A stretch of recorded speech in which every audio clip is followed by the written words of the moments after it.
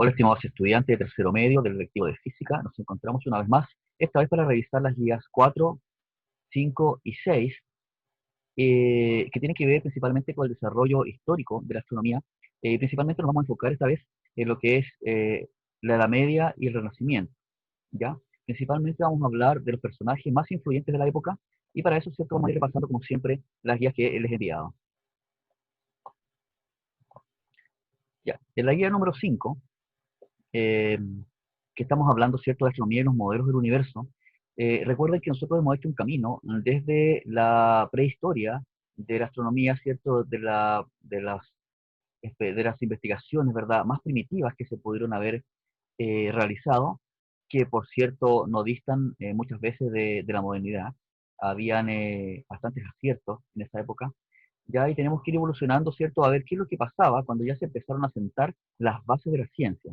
Y en esta parte de la historia, ¿cierto?, que estamos hablando después de la caída del Imperio Romano, ya aparecen unos personajes tremendamente importantes hasta nuestros días para el desarrollo de la astronomía, ¿ya? Bueno, esta guía, ¿cierto?, contiene harto material histórico, pero yo prefiero que ustedes lo lean, ¿cierto?, lo vean, lo revisen con más calma. La historia, ¿cierto? Hay muchos datos que ni siquiera a lo mejor vale la pena que se los lea, sino que ustedes tienen que ser los propios lectores de esto, ¿verdad? Para que, digamos, tengan una idea más acabada de lo que sucedía en ese tiempo. Ahora, esto es un contexto histórico. No quiere decir que nosotros vamos a hacer una clase de historia, sino que estamos viendo, ¿verdad?, qué pasaba con la astronomía, qué ha pasado con la astronomía a través de todos estos años, ¿verdad?, de investigación y descubrimientos. Nos vamos a mover, ¿cierto?, entre los siglos X y XV principalmente, donde ocurren descubrimientos, observación de fenómenos, ¿verdad? Y vamos a partir con los científicos más importantes de esta época, ¿ya? Donde dice astrónomos notables de la época. Y bueno, ¿cómo no mencionar a Nicolás Copérnico? Copérnico, ¿cierto?, fue el primero que formalizó y que fue más escuchado, y a quien se le atribuye un modelo heliocéntrico en nuestro sistema solar. Piensen ustedes que la primera idea, ¿cierto?, la dijo Aristarco por allá por el año 100 después de Cristo, y Copérnico la retoma bastantes siglos después. Obviamente, con el solo hecho de mencionarlo no significa que se iba a aceptar inmediatamente. Habían eh, muchas ideas, ¿cierto?, eh, estancadas, ya que estaban fuertemente, sobre todo desde la iglesia, ya no querían, ¿verdad?, un nuevo cambio. Por lo tanto, la idea, ¿cierto?, de que nosotros vivimos en un sistema solar que es heliocéntrico, vale decir, del Sol hasta el centro, fue una idea, ¿cierto?, que persistió por muchos años más, ¿ya? Bueno, Copérnico, ¿cierto?, se dedicó a estudiar un sistema heliocéntrico, y que introdujo, ¿cierto?, algunas cosas, como por ejemplo, qué pasaba con los planetas. Él se dio cuenta también qué pasaba con los planetas, ¿verdad? Porque hacían un viaje de ida y luego retrocedían en el cielo, ¿verdad? Bueno, de hecho, por eso los griegos le pusieron planeta, que significa errante. Eso significa, ¿verdad?, que no logró nunca así explicar, ¿verdad?, cuál era la razón verdadera, ¿cierto?, que los planetas se mueven en órbitas elípticas a través del Sol, y no como él pensó toda su vida hasta su muerte, ¿verdad?, que eran órbitas circulares, ¿ya? Y aquí hay una cosa muy importante que yo lo encerré en este recuadro, que dice: la nueva concepción del mundo no provocó mayor preocupación, mientras no se extrajo de ella la inquietante consecuencia de que si la Tierra no ocupa una situación privilegiada en el universo, tampoco existen privilegios sociales que sean absolutos o inmodificables. Piensen ustedes que las temáticas sociales siempre van a estar presentes, y que toda la ciencia, ¿cierto?, es desarrollada por los seres humanos, o sea, hay una visión antropocéntrica. Por lo tanto, ¿cierto?, los seres humanos siempre estamos extrapolando situaciones que tienen que ver con nuestro vivir, a pesar de que sea ciencia pura, ¿ya? Hoy en día también ocurren cosas, ¿verdad?, que nos hacen pensar y que tienen que ver con cómo nos movemos como seres humanos, ¿ya? Bueno, finalmente, el señor Copérnico, ¿cierto?, dio un salto muy importante para pasar de un sistema geocéntrico, donde la Tierra estaba en el centro del universo, a que la Tierra no fuera el centro, sino que fuera un elemento más que giraba en torno a un Sol. Ya, aquí yo le había dado una actividad, ¿cierto?, para que ustedes investigaran. La verdad, no saco nada con que ustedes, ¿cierto?, lean, sino que más bien hacer investigación muchas veces es más importante. A ver, yo les pedí, ¿cierto?, que investigaran los principales aportes de los siguientes científicos. Tycho Brahe. Bueno, Tycho Brahe estos últimos años ha recobrado bastante importancia. Hubo un tiempo, ¿cierto?, en que no se mencionaba, pero él fue tremendamente importante. Y yo destaqué algunas cosas acá, ¿cierto?, que está, bueno, ahí está la dirección de donde yo traje esta información, Ya, pero dice, Tycho Brahe fue el último de los grandes astrónomos observadores de la era previa a la invención del telescopio. Piensen ustedes que con la invención del telescopio, que fue una idea que perfeccionó Galileo, ya antes de eso, la verdad que solamente se estudiaba el cielo a ojo desnudo. Eso quiere decir solamente con la mera observación nocturna, ¿ya? Dice, Brahe se percató de la necesidad de cumplir nuevas y precisas observaciones planetarias que le permitieran realizar tablas más exactas. Hasta ese momento todavía no se sabía, no se podía predecir por qué los planetas hacían sus movimientos tan erráticos, tan raros en el cielo, como espirales, ¿verdad?, que iban y venían, ¿verdad?, y se empezaban a devolver cuando habían avanzado. La verdad que Tycho Brahe tampoco murió sin saber por qué. Eso lo descubrió después su predecesor, ¿cierto?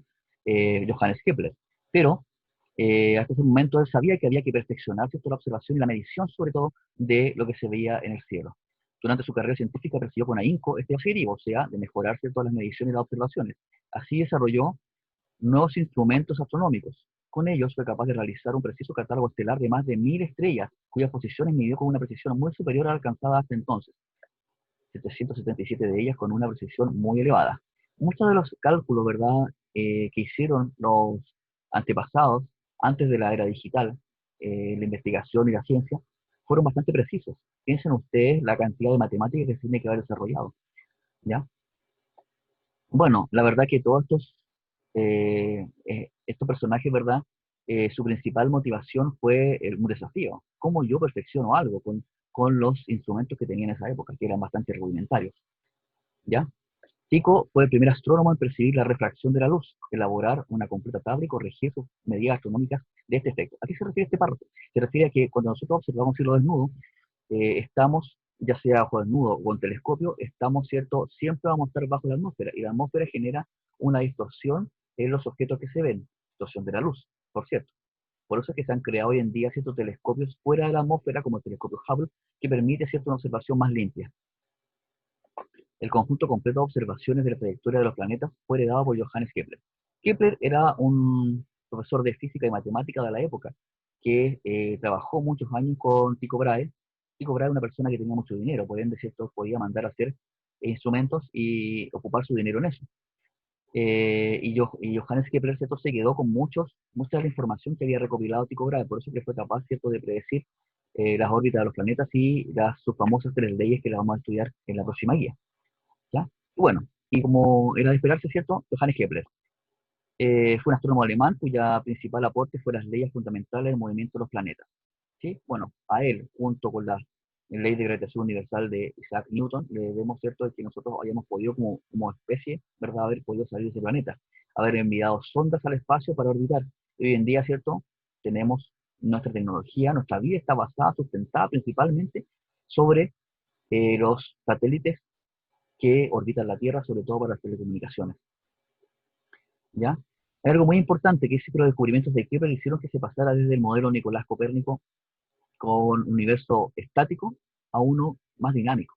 Es decir, que podía estar, ¿cierto? Conocíamos las leyes que lo regían en ese sentido y que podíamos hacer más cosas con eso. Bueno, en todo caso, hay muchas de las leyes, para terminar con Johannes Kepler, que él, digamos, de los estudios que él hizo, que pudo predecir ciertas cosas, pero no pudo explicar por qué pasaban ciertas cosas.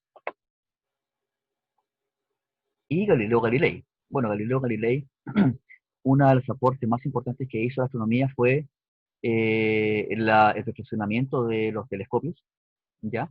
Y con eso, ¿cierto?, pudo observar perfectamente la superficie de la Luna. Una de las grandes cosas que hizo fue eso, saber que la Luna también habían montañas, habían depresiones como mares, y que las fases de la Luna, ¿cierto?, se producían por algo. Había una explicación detrás de eso. Y otra de las observaciones importantes, o aportes importantes que hizo, fue descubrir los 4 principales satélites naturales de Júpiter. Ya eso lo hizo quizás 7 de enero de 1610. Ya en cuanto a fecha, la verdad que no es muy relevante, lo que es más relevante acá es el hecho. Bueno, Galileo, ¿cierto?, era un profundo defensor del sistema heliocéntrico, por lo cual tuvo que retractarse ante la iglesia, ante el papa de la época, y finalmente él se retractó, pero para salvar su vida, pero finalmente él terminó muriendo confinado en su hogar y ciego, además. Ya. Bueno, con esto, ¿cierto? Básicamente quise hacer este repaso, esta guía, lo importante que usted lo lea, lo importante que lea los aportes, están todos los links, ¿verdad?, de cada uno de los de las temáticas que yo les pedí que investigaran, pueden mirar ahí más profundamente. Ya vamos a pasar a la otra guía ahora, la guía número 6. Y la guía número 6, ¿cierto?, está dedicada principalmente a las dos grandes leyes que, las dos grandes leyes que hoy en día, ¿cierto?, nos permiten conocer más sobre nuestro sistema solar y sobre el movimiento de los planetas. Me estoy refiriendo a las leyes de Kepler, primeramente, a pesar de que este caballero, ¿cierto?, Johannes Kepler, trabajó mucho tiempo con Tycho Brahe, él se quedó con mucha información. Ahora, afortunadamente para nosotros, hoy día se podría, ¿cierto?, acusar esto de un robo de carácter intelectual. Bueno, las tres leyes más importantes de Kepler, que las voy a mencionar rápidamente acá, tienen que ver con el movimiento de los planetas. Y su primera ley dice que los planetas no se mueven en órbitas circulares. Eso fue un gran descubrimiento, un gran aporte, porque resulta que hasta ese momento, ¿cierto?, se pensaba que las órbitas eran bastante error respecto de lo que pasaba con los planetas. ¿Ya? Bueno, hay una elipse. Las elipses en realidad de los planetas no son tan marcadas. Por ejemplo, la órbita de la Tierra es casi un círculo, pero es excéntrica, o sea, tiene dos focos y es una elipse. Ya una elipse, ¿cierto?, es un elemento geométrico y que es como si yo tirara una circunferencia, ya un círculo lo estiro, ¿verdad? Y en vez de un centro tengo dos. El Sol se encuentra en un otro centro que se llama foco y los planetas se orbitan, ¿cierto?, se alejan al Sol en este caso, ¿ya? Ahí está, la elipse tiene dos focos. En uno de ellos está el Sol. Esa es la primera ley, que los planetas giran en torno al Sol en órbitas elípticas. La segunda ley está relacionada con la velocidad del planeta. A ver, cuando el planeta, ¿cierto?, cualquiera sea este, pasa cerca del Sol, su velocidad es mayor. Es decir, lo hace más rápido cuando está cerca del Sol. Este lugar, ¿cierto?, que donde está más cerca del Sol se llama perihelio. Y el lugar más lejano se llama Felio. Ahora, estas dos áreas, área 2 y área 1 que ustedes ven acá, que es el barrido, ya esto es imaginario, ese barrido del planeta, ya estas dos áreas son iguales, son exactamente iguales, solo es más rápido y cuando está más lejos es más lento. Esa es la segunda ley de Kepler. La tercera ley relaciona la distancia, ¿cierto?, la que se encuentra un planeta del Sol y el tiempo que demora en dar una órbita completa. Es decir, por ejemplo, la Tierra está ubicada a 150 millones de kilómetros del Sol. Esta distancia se mide de centro a centro, del centro del Sol al centro de la Tierra, y tarda un año en completar su periodo cuadrado.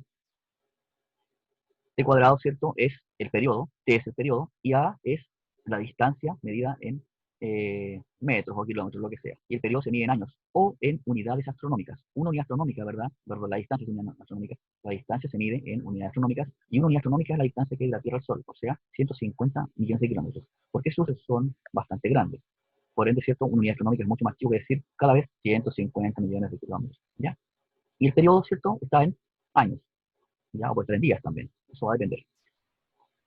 Ya, aquí por ejemplo, aquí está aclara lo que yo estaba diciendo recién, una unidad astronómica son 150 millones de kilómetros, y fíjense que en la tabla de Mercurio y Neptuno, Mercurio es el que está más cerca, va aumentando, obviamente, ya, de Mercurio a Neptuno, y cuando pasamos por la Tierra, ese radio orbital es 1. ¿Por qué? Porque estas unidades están en unidades astronómicas, también es 1, un año, y los planetas que están delante de la Tierra, o sea, más cerca del Sol, Mercurio y Venus, tienen un número menor que 1, o sea, menos de un año. Y los que están más allá, más lejos, ¿cierto?, de Marte y Neptuno, tienen una unidad de periodo orbital que es más que 1.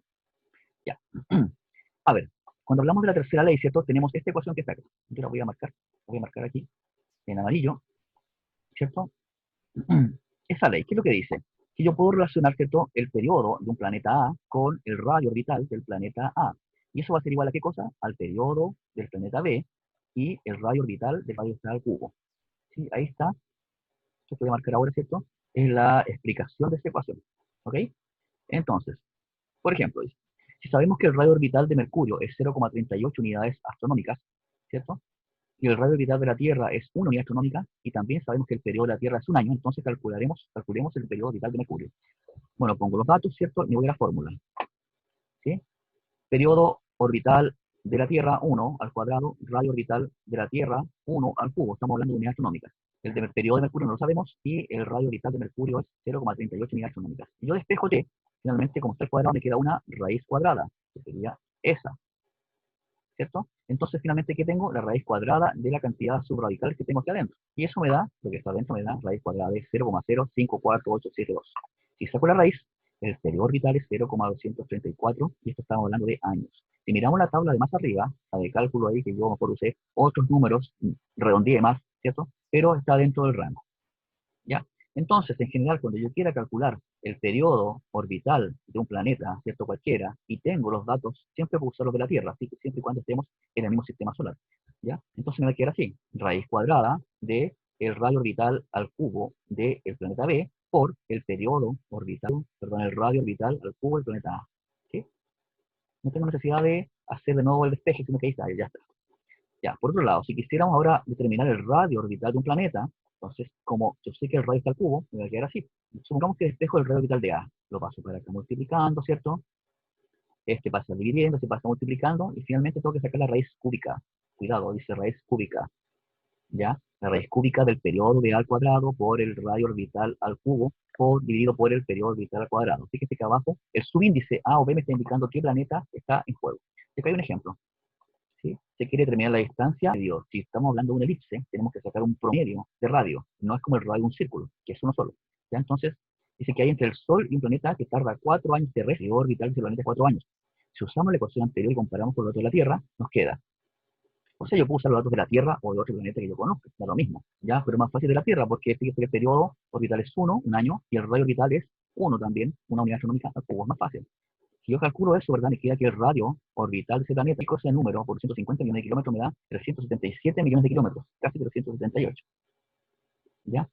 O sea, si yo miro la tabla de arriba, debería estar entre Marte y Júpiter. Entre Marte y Júpiter no hay ningún planeta, es solamente un ejercicio teórico. Entre Marte y Júpiter hay un cinturón de asteroides. ¿Ya? Actividades. Dice, marque la alternativa correcta, ya, la unidad astronómica es equivalente a la distancia en kilómetros de la Tierra al Sol. La primera ley de Kepler dice que la órbita de los planetas en torno al Sol es elíptica. El radio de un planeta.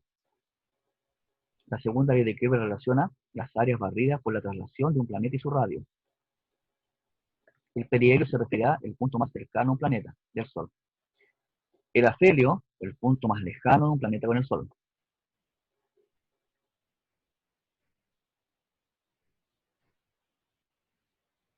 Ya, aquí, en la segunda ley de Kepler es solo dos. Un planeta que pasa lejos del Sol se mueve más lento. Esa es la única verdadera. En la primera ley de Kepler, el Sol se ubica en el foco de una elipse. A mayor distancia de un planeta de su estrella, el periodo orbital es mayor. Un planeta que se encuentra a 2 unidades astronómicas de distancia con su estrella en kilómetros está a 300 millones de kilómetros. Ya, ejercicios. Bueno, aquí yo pongo el desarrollo, ¿cierto? Dice, Ceres es un planeta enano que orbita al Sol en el cinturón de asteroides, eso es verdad. ¿Ya? Se sabe que el radio orbital de este planeta enano es de 2,766 unidades astronómicas. ¿Cuál será el periodo orbital de este cuerpo celeste? Aplicamos la ecuación. Ya sabemos que para calcular el periodo usamos esta ecuación y me da que el periodo es 4,6 años. Está entre Marte y Júpiter. El periodo de rotación de Saturno es 29,46 años. Calcule su distancia al Sol considerando que la distancia de la Tierra al Sol es una unidad astronómica y su periodo es un año. Aplico la ecuación, ¿cierto? El radio orbital me queda así y me da que el radio orbital de Saturno es 9,54 años. O sea, un año de Saturno son casi 10 años de la Tierra. ¿Ya? Si la distancia entre los centros de la Luna y la Tierra es de 384.400 kilómetros y su periodo es de 27 días, ¿cuál sería el periodo, o sea, el periodo orbital de una segunda luna, si existiera, que se encuentra a la mitad de la distancia de la luna original? Y esta pregunta es interesante porque me hace pensar un poco. Me está diciendo que yo debo encontrar el periodo, ¿verdad?, de una segunda luna que está más cerca de la Tierra, o sea, a la mitad del camino. Si el radio orbital de la Luna respecto a la Tierra es de 184.400 kilómetros, entonces la mitad son 192.200 kilómetros. Aplico la ecuación y me da que el periodo de esa luna sería 9,55 días, o sea, tendría lunas llenas cada 9,55 días. ¿Ya? Y esta es otra pregunta interesante. Si el cometa Halley ya tiene un radio orbital medio de 17,8 unidades astronómicas. ¿Ya? El Halley pasa cada 75 años más o menos. ¿Ya?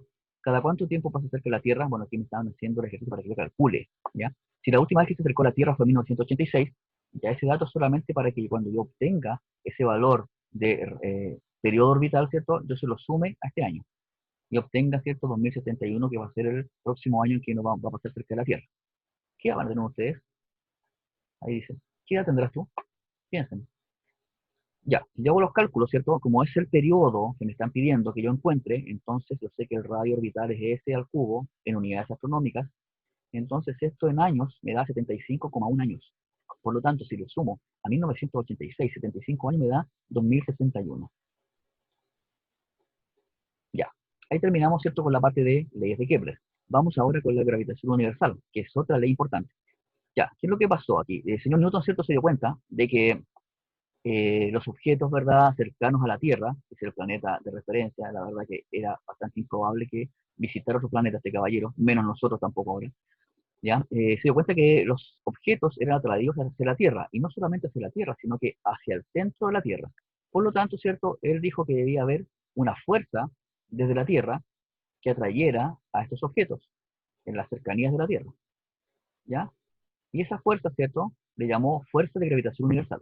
¿De qué dependía esta fuerza o qué depende esta fuerza? Obviamente depende de la masa del planeta o de los objetos. M1 puede ser un planeta y M2 puede ser otro planeta u otro objeto que esté cercano a la Tierra. Y R es el radio, la distancia que hay entre los centros de estos cuerpos, planetas o objetos, ¿ya?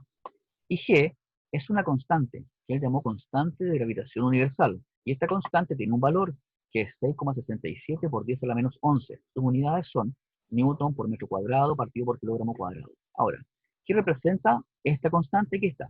La constante representa, ¿cierto?, la fuerza por la que se atraen dos cuerpos que están separados 1 metro y que la masa de cada cuerpo es 1 kilogramo. Si yo hago ese cálculo, ¿verdad?, con la ecuación que él postuló, me da este número que está ahí, 6,67 por 10 a la menos 11.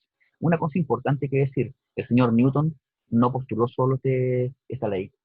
Él, ¿cierto?, cuando muchos de sus trabajos, ¿cierto?, él decía, yo estoy parado sobre hombros de gigantes. Y eso quiere decir que hay otros científicos que trabajaron antes que él, por ejemplo Galileo, por ejemplo Kepler, ¿ya? A nadie yo creo que es muy difícil que se le ocurran ideas solo, sino que uno va estudiando ciertos fenómenos que ocurren y se le pueden ocurrir ideas nuevas, pero sobre la base de las cosas que ya están creadas. Y aquí hay una pregunta interesante con un video que dice, ¿podrías imaginar lo que pasaría si no tuviéramos luna? ¿Ya? En este video, ¿cierto?, explican y les puedo adelantar que la verdad que sería catastrófico si no tuviéramos luna. La verdad que el clima, ¿cierto?, sería tremendamente inestable. La luna ayuda, ¿cierto?, a anclar la Tierra en su ángulo de inclinación, que son 23,5 grados. Y eso hace que los climas de la Tierra sean estables. Ya, aquí está, ¿cierto?, el dibujo. Voy a quitar un poco esto porque creo que no se puede ver bien así. Ya, aquí tengo la Tierra, ¿cierto?, por ejemplo, y un cuerpo que puede ser la Luna. Y estamos hablando de que la distancia se mide entre los centros, de centro a centro. ¿Sí? Ah, y una cosa importante. La fuerza de atracción gravitacional es siempre atractiva, nunca es repulsiva. Por ejemplo, la fuerza magnética con los imanes yo puedo tener fuerzas repulsivas. En la fuerza eléctrica también puedo tener fuerzas repulsivas. Pero en el caso de la fuerza de atracción gravitacional solamente es atractiva. Ya, a ver. Aquí es importante que ustedes recuerden notación científica porque y usarlo en su calculadora también como de buena manera. Por ejemplo, si yo quiero escribir la masa de la Tierra, 5,97, en algunos casos se aproxima a 6, por 10 elevado a 24. ¿Qué significa eso? Mira, aquí abajo yo puse un cuadro, un tabla, ¿cierto? Que puse 9, 5, 9, 7 y una serie de ceros. Fíjese que sea elevado a 24 positivo significa que después del 5, contando el 9 y el 7, tengo 24 dígitos. Es un número bastante grande, ¿cierto? Esa es la masa de la Tierra. ¿Ya? Por ejemplo, 384.400 kilómetros. Yo la ecuación tengo que trabajarlo en metros, o sea, debo ponerle 3 ceros más. ¿Ya? Entonces me conviene muchas veces utilizar notación científica para realizar estos ejercicios, si no son números muy grandes. ¿Sí? Y aquí hay un ejemplo, ¿cierto? Dice, la fuerza de atracción gravitacional Tierra-Luna, o sea, con qué fuerza la Tierra atrae a la Luna. Obviamente, por la tercera ley de Newton, acción y reacción, la Luna también está ejerciendo una reacción hacia la Tierra con la misma fuerza. ¿Qué es lo que sucede? Que tiene menos masa solamente, ¿ya? Pero va a ganar la Tierra. Ahora, la Luna, digamos, tienen que tener en cuenta ustedes que está anclada con esta fuerza, pero tampoco esta fuerza es tan estable, la Luna se está alejando. No va a ocurrir mientras nosotros vivamos, pero si en un momento de la historia de la Tierra, así que sigue vivo este planeta, se va a ir alejando cada vez más. Entonces, ¿qué tengo? La constante que es universal, que es esa, que va a estar siempre presente. Tengo la masa de la Luna, que es 7,35 por 10 elevado a 22. Fíjense los órdenes de magnitud. La Tierra tiene 5,97, pero 10 por 10 elevado a 24. tengo 2 órdenes de magnitud más grandes, o sea, 100 veces más grande. Y R es la distancia, 384.400 kilómetros. Como debe estar en metros, le agrego 3 ceros, ¿cierto? Me queda 384 millones de metros. Si lo pongo en la ecuación, me quedaría así. Y me da que la fuerza de atracción entre la Tierra y la Luna es 1,98 por 10 elevado a 20 newtons. Recuerden que la fuerza se mide en newtons. Aquí hay un link, ¿cierto?, donde ustedes pueden mirar uso de calculadora científica, ¿verdad?, para notación científica. Sería importante que lo vieran. De repente igual uno se puede confundir, ¿verdad? Ahí tiene funciones que son bien importantes la calculadora científica. Mírenlo. Ya. Ejercicios. Aquí yo doy una serie de datos de todos los planetas, ¿cierto?, de Mercurio a Neptuno. ¿Y qué vamos a usar estos datos? Bueno, aquí hay datos de más, no está de más saberlos, pero vamos a usar la distancia media entre al Sol. Por ejemplo, Mercurio está a 57 millones de kilómetros del Sol. ¿Ya? ¿Y qué otro me sirve? La masa. Y la masa de Mercurio es esa, 3,302 por 10 a la 23 kilogramos. Entonces, con esos dos datos de cada planeta, vamos a saber con qué fuerza el Sol nos atrae, considerando que el Sol tiene esa masa. En algunos casos se puede usar 1,99 por 10 elevado a 30 kilogramos. Entonces yo hice un ejemplo acá solamente con Mercurio. Aquí está Mercurio en la tabla. Entonces puse los datos. La constante de gravitación, la masa del Sol, la masa de Mercurio y la distancia que separa a Mercurio del Sol en metros. Y con eso me da 1,307 por 10 elevado a 22 newton. Así lo puedo hacer con los otros planetas, ¿cierto? No lo voy a hacer con todos porque se hace igual. Pero aquí hay una pregunta importante, dice, ¿qué pasa con las fuerzas de atracción a medida que se alejan los planetas del Sol? Bueno, lo más probable es que ustedes, si lo calculan todos, se van a dar cuenta que en Neptuno esa fuerza va a ser mucho menor, o sea, va disminuyendo, porque fíjense que esta fuerza depende de la distancia de separación entre los cuerpos, y está al cuadrado, y está como denominador. Por lo tanto, mientras más grande sea ese número, más chico va a ser el resultado. ¿Ya? Ok, de aquí habían desafíos, ¿verdad?, de esta ley, y yo voy a seleccionar algunos que los puse acá abajo. Ahí está la respuesta, las soluciones. Hay uno que está malo, si el número 1, está malo ese dato. Yo lo desarrollé acá en todo caso. Hice el número 1. Me estaban preguntando la fuerza de atracción Sol-Tierra. Y esa fuerza es 3,54 por 10 elevado a 22. Fíjense que no hice nada, la fórmula o ecuación la ocupé tal cual. Pero en la 3, a mí me piden despejar, porque la número 3, que me piden, el siguiente esquema representa ciertos dos cuerpos celestes A y B que experimentan una fuerza de atracción mutua. Me están preguntando por la masa de B. Por lo tanto, yo debo despejar de la ecuación la masa de B. Y al despejar me queda esta ecuación que está aquí. Fuerza por raíz al cuadrado, por G, que se dividió por G, por la masa más pequeña. La masa que aparece me da 1,487 por 10 elevado a 22 kilogramos. Y esta, ¿cierto? Este ejercicio amerita, ¿cierto?, bastante cálculo, porque me dicen, un planeta esférico tiene una densidad de 5 gramos por centímetro cúbico y un radio de 5.000 kilómetros. ¿Con qué fuerza traerá una masa de 1 kilogramo colocada sobre superficie? Bueno, primero, hacer un trabajo, ¿cierto?, con la densidad y con el radio. Yo con el radio del planeta, en metros, puedo sacar su volumen, que está ahí. Volumen 5,24 por 10 elevado a 20 metros cúbicos. Y con la densidad, ¿cierto?, la debo transformar a kilogramos por metro cúbico multiplicando por 1000. Con la densidad, ¿cierto?, yo puedo sacar la masa. ¿Cómo? Multiplicando la densidad por el volumen. Y la masa de ese planeta es 2,72 por 10 elevado a 24. Ahora, considerando que la piedra está en la superficie de la Tierra, la distancia que los separa simplemente es el radio del planeta. Entonces, yo uso esos datos. Y la masa es 1 kilogramo, entonces aquí tengo 1. G, 6,67 por 10 elevado a 11. Esa es la masa del planeta. Este 1 es la masa de la piedra. Y ese número que está abajo, 5 millones de metros, es el radio del planeta en metros. Y la fuerza es 6,99 newton. Ya. Y acá había más desafíos, ¿cierto?, para completar un poco la idea sobre leyes de Kepler. Y yo también elegí algunos. Por ejemplo, el 2. ¿Cuál será el semieje mayor de la órbita elíptica de un cometa que completa un periodo en torno al Sol cada 150 años? O sea, el doble del cometa Halley. O sea, uno lo podría ver una pura vez en la vida. El Halley, con suerte, también lo puede ver una vez y media, una o dos veces si tiene una longevidad, ¿verdad?, en su vida. Pero aquí, cierto, lo que me están preguntando en el fondo es el radio orbital, para que no se confundan. Y el radio orbital lo calculo con esta expresión. Necesito el periodo, ¿cierto?, del cometa en este caso. El periodo que está abajo, ¿cierto?, de B sería de la Tierra, y B sería el radio orbital de la Tierra. Y con eso me da que este cometa tiene un radio orbital de 28,23 unidades astronómicas. Piensen que cada unidad astronómica son 150 millones de kilómetros.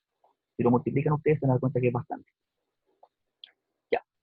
Después, Si el radio de la órbita circunferencial de un planeta, esto circunferencial da lo mismo, porque finalmente voy a aplicar la ecuación solamente, es 4 veces el radio de la órbita circunferencial de otro planeta. ¿En qué relación están los periodos de un planeta? O sea, aquí lo que tienen que pensar ustedes es, mientras más rápido, mientras más grande sea el periodo orbital, también va a ser más grande el radio orbital. Entonces, si yo digo, si el radio orbital de A es 4 veces el radio orbital de B, entonces yo multiplico el radio orbital de B por 4 para equilibrar la ecuación. Y eso lo voy a reemplazar aquí abajito. Fíjese que lo reemplacé acá. Puse periodo de A partido por 4 veces el radio orbital de B. ¿Por qué? Porque acá puse el radio orbital de B también. ¿Sí? Y acá, ¿cierto? Sigo teniendo el periodo orbital de B. Me están preguntando la razón entre el periodo orbital de A y el periodo orbital de B. ¿Cuántas veces más grande es? Si yo hago la operación, digo 4A al cubo, y eso me da 64, porque 4 al cubo es 64. Los A sub B los voy a eliminar. Los A sub B cubo los voy a eliminar. Esto cancelando la variable a cubo, queda eso. Como yo tengo los periodos orbitales al cuadrado, debo sacar la raíz cuadrada de esto. Y eso me da que es 8. Raíz cuadrada de 64, 8. Entonces, el periodo orbital de A, si yo despejo, ya multiplico cruzado, tengo el periodo orbital de B y lo multiplico por 8, me queda que el periodo orbital de A es 8 veces más grande que el periodo orbital de B. ¿Sí? Y por último, tengo la Tierra posee un periodo orbital de un año y el radio medio de su órbita es R sub T. ¿Ya? No importa el número, es un trabajo algebraico. Si suponemos que otro planeta se encuentra en una distancia de 3 R sub T, o sea, 3 radioorbitales de la Tierra, más lejos del Sol, ¿ya? Y que su órbita es aproximadamente circunferencial, ¿cuál será su periodo orbital? Bueno, yo escribo acá, periodo orbital de la Tierra, radio orbital de la Tierra, en unidades astronómicas. ¿Sí? Primero pongo esto, ¿cierto? Esta es mi ecuación principal, al cubo, ¿ya? Y acá pongo 3 veces el periodo orbital de la Tierra. Perdón, acá era R sub T. Este es vamos a cambiarlo aquí, para que no quede duda. Este es un R. ¿Ya? Ok, es un R. ¿Qué es lo que pasa? Que los R sub T yo los eliminé. Los R sub T cubos se eliminan. Entonces acá me queda un 1 y acá me queda un 27, porque 3 al cubo es 27. Entonces, como yo debo despejar el T sub P, ¿cierto? Paso para allá multiplicando, le saco la raíz cuadrada, y la raíz cuadrada de 27 es 5,196 años. Ese es el periodo orbital de ese planeta, ¿verdad? Que está a 3 veces el radio orbital de la Tierra. A ver, si sacamos la cuenta, si la Tierra está a 150 millones de kilómetros del Sol, entonces este planeta está a 450 millones de kilómetros. ¿Ya? Quedamos hasta acá, ¿cierto? Terminamos, repasen, hagan de nuevo los ejercicios, ¿verdad? Si tienen alguna duda, me contactan al correo. Y que esté muy bien, nos veremos en la próxima guía, ¿cierto? Revisada a través de un video. Que esté muy bien. Adiós.